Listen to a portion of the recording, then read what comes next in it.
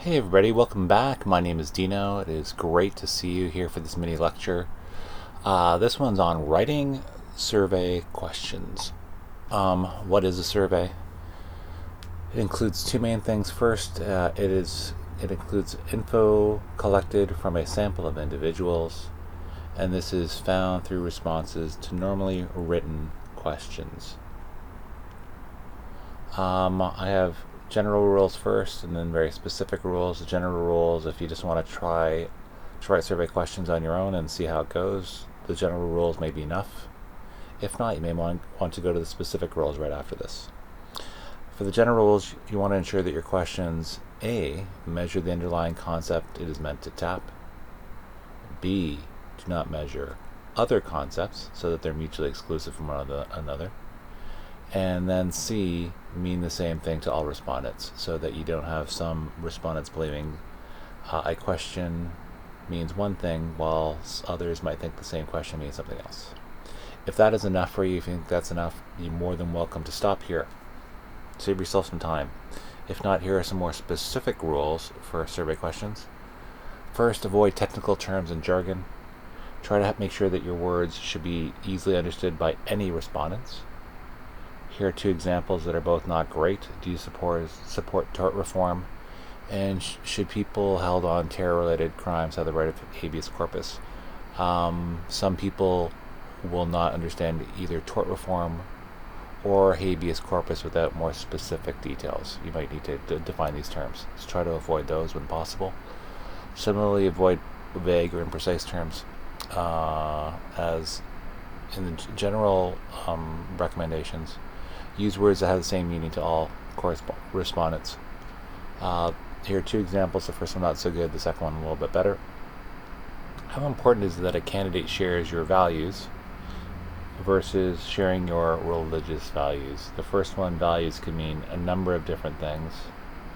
Moral values, other values about like culture issues. The second one is specifically about religious values. It helps make, again, people responding, they're talking about the same thing. Define things as specifically as possible. Don't ask, what is your income? A better question would be, what is your total household income before taxes in 2005? The second one is much more specific about household income before taxes, and it's specifying a year. Avoid complex sentences. Too many clauses or unusual constructions confuse respondents. Scales that ask respondents to make complex calculations can cause problems. Here's one that's not so good.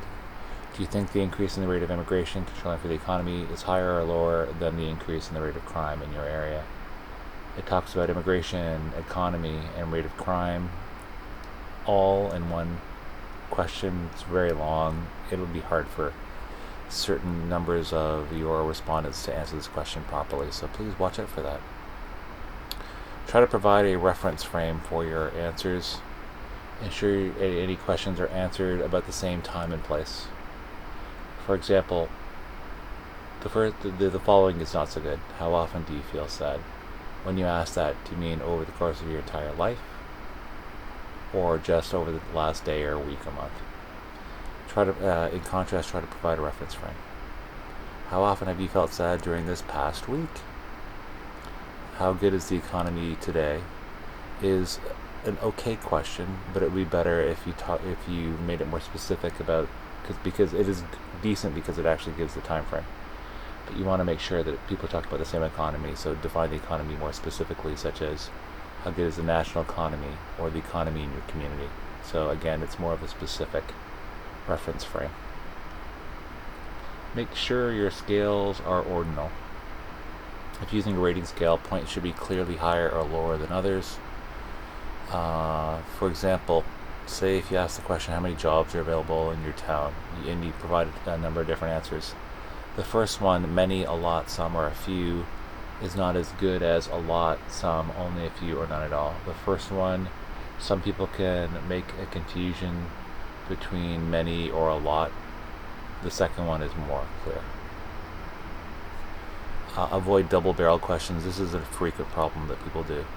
Questions should measure only one thing, and double-barrel questions try to measure two or more things. For example, do you think the president should lower taxes and spending?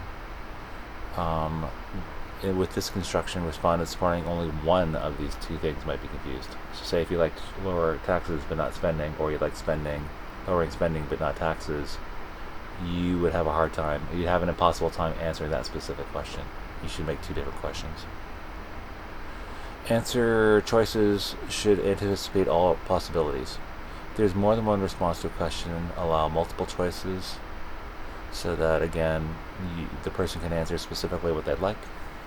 If the categories you provide do not anticipate all possible choices, include an other specified category so that the person can provide an answer that does not fit within the scales or answer choices that you provide. If you want a single answer, make sure your answer choices are unique and include all possible responses.